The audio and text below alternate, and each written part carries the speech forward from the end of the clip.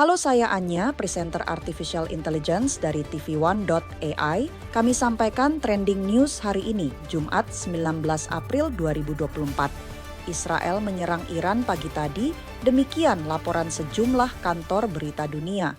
Pihak Iran melaporkan mereka telah menghidupkan bakteri pada sistem pertahanan udara mereka ketika mendapatkan laporan terjadi ledakan di dekat pangkalan utama militer Iran di kota Isfahan. Tapi pihak Iran masih membantah ada serangan. Israel juga tidak mengkonfirmasi adanya serangan ke Iran. Palestina gagal menjadi anggota penuh Perserikatan Bangsa-Bangsa setelah Amerika Serikat memveto upaya Dewan Keamanan untuk mengadopsi resolusi tersebut pada Kamis malam waktu setempat. Selengkapnya akan dilaporkan oleh Devano. Amerika menggunakan hak veto-nya atas sebuah resolusi PBB yang didukung secara luas dan akan membuka jalan bagi keanggotaan penuh Palestina di PBB. Dewan Keamanan PBB menggelar pemungutan suara pada Kamis sore waktu New York, Amerika Serikat dan berencana memutuskan resolusi untuk meningkatkan status Palestina dari negara pengamat non-anggota menjadi anggota penuh. Namun lagi-lagi niat tersebut gagal karena Amerika Serikat menggunakan hak veto dan membuat Palestina belum bisa menjadi anggota penuh organisasi tersebut. Rancangan resolusi ini digagas oleh Aljazair yang saat ini menjadi anggota tidak tetap Dewan Keamanan PBB. Resolution contained in document S/2024/312 please raise their hand.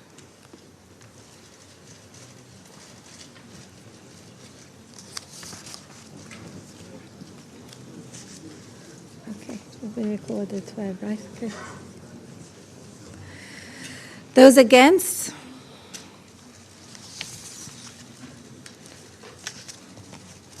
Thank you. Abstentions?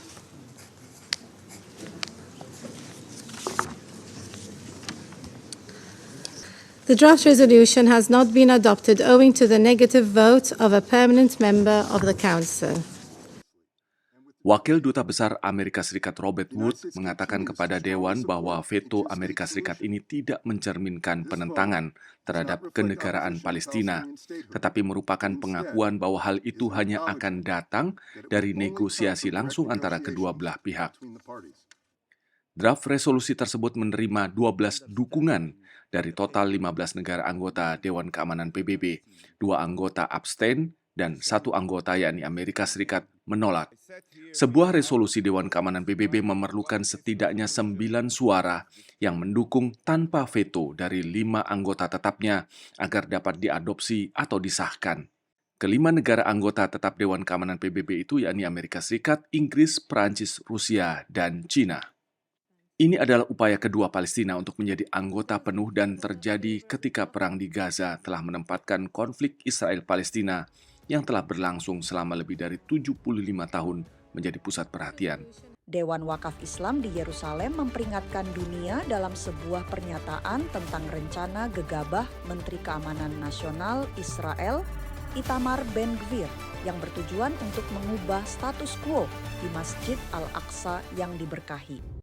Dewan Wakaf Islam di Yerusalem memperingatkan warga dunia dalam sebuah pernyataan tentang rencana gegabah Menteri Keamanan Nasional Israel, Itamar Ben-Gvir, yang bertujuan untuk mengubah status quo di Masjid Al-Aqsa yang diberkahi.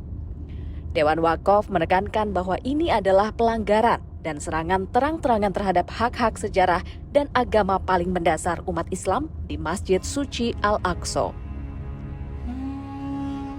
Menteri Keamanan Nasional Israel Itamar Ben-Gvir seperti dilansir sejumlah media Israel dikabarkan akan mengubah status quo dari Masjid Al-Aqsa dengan mengizinkan Yahudi beribadah di sana.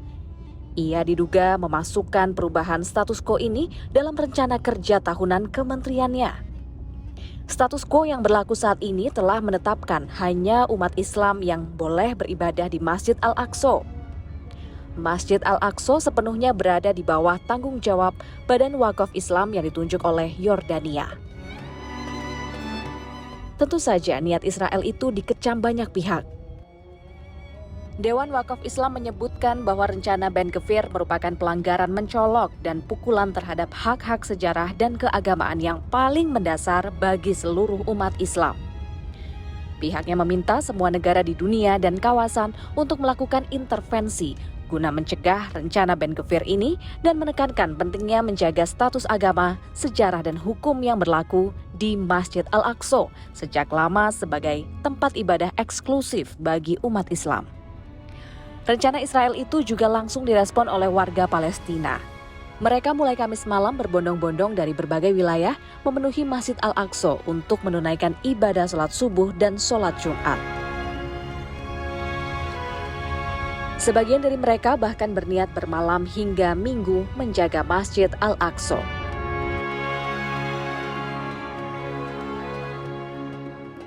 Menteri Luar Negeri Tiongkok Wang Yi mengadakan kunjungan ke Indonesia. Meski proyek infrastruktur dalam gagasan sabuk dan jalan menjadi isu utama yang diangkat, ketegangan geopolitik dan rivalitas Tiongkok-AS juga mewarnai kunjungan ini. Selengkapnya ikuti laporan tim VOA berikut ini. Demikian trending news hari ini, kita jumpa lagi Senin sampai Jumat pekan depan dalam berita-berita lainnya. Saya Anya, selamat berakhir pekan, sampai jumpa. Lawatan Menteri Luar Negeri Tiongkok Wang Yi ke Indonesia menjadi kesempatan kedua negara menunjukkan persamaan sikap mengenai perang Israel-Hamas. Kita memiliki pandangan yang sama mengenai pentingnya semua pihak menahan diri dan pentingnya untuk melakukan deeskalasi.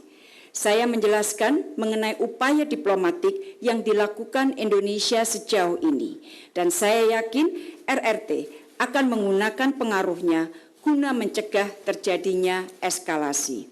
Sementara Wang Yi mengkritik posisi Amerika Serikat yang dituduhnya sering menghalangi upaya mencapai gencatan senjata permanen di Gaza di Dewan Keamanan PBB. Both countries called for a ceasefire, and Retno Marsudi described Indonesia and China as having the same position on the issue as each other. And President Jokowi in turn expressed optimism that China would exert its influence to prevent a further escalation of conflict in the Middle East. Amerika Serikat akhirnya meloloskan pengesahan resolusi Dewan Keamanan PBB nomor 2728 Abstention. yang serukan gencatan senjata. Meski akhirnya juga mengatakan resolusi ini tak bersifat mengikat dan gencatan senjata tetap dikaitkan dengan pembebasan sandera oleh Hamas. Tak lama sebelum kunjungan Wang Yi ke Indonesia, lembaga riset yang bermarkas di Singapura, ICES Yusof Ishak Institute, menemukan bahwa Tiongkok kini menyalip Amerika Serikat sebagai mitra strategis pilihan di mayoritas warga negara-negara Asia Tenggara. Indonesia termasuk 7 di antara 10 negara ASEAN yang disurvei yang mayoritas warganya memilih Tiongkok bila diminta memilih antara Tiongkok dengan Amerika. About 73% of Indonesian strategic elites who were polled chose China versus only about 26% who chose the United States. And this is a big shift from previous years. I think last year the split was about 53% to China, 46% to the United States. Kebijakan Amerika Serikat terhadap konflik di Gaza menjadi salah satu alasan utama di balik perkembangan ini. Muslim majority countries are even more supportive of China because China has in a way positioned itself as a good friend of the Arab and the Islamic countries, and it has supported really the establishment of an independent Palestinian state and has also criticized the US support for Israel. So in a way, China has been viewed as advocating the Palestinian cause, even though it is not willing to take on a very substantive role in the Middle East. Apa yang terjadi selepas perang Israel-Hamas masih menjadi tanda tanya. It's clear that as a country that has been long focused on issues related to Palestinian self-determination, Indonesia's foreign policy and perspectives toward regional partners has been shifted by the Israel-Hamas war. The question will just be how long-term this shift will play out, whether it's something that is sort of this moment or whether this is something more long-lasting. Analis mencatat pergeseran preferensi Indonesia ke Tiongkok dalam survei lebih dilandasi kekecewaan terhadap kebijakan Amerika Serikat di Timur Tengah, bukan perbaikan citra Tiongkok secara organik. Demikian trending news hari ini, kita jumpa lagi Senin sampai Jumat pekan depan dalam berita-berita lainnya. Saya Anya, selamat berakhir pekan, sampai jumpa.